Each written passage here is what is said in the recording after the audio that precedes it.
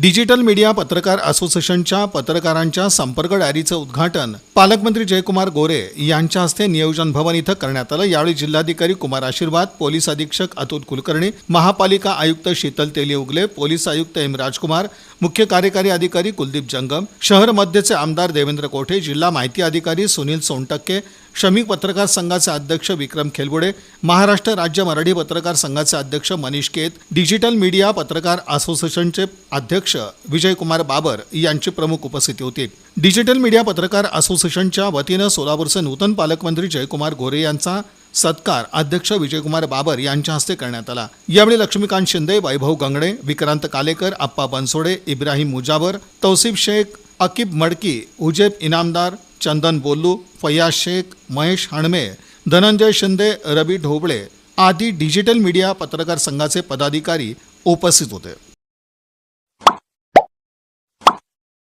Like, subscribe, click on the bell.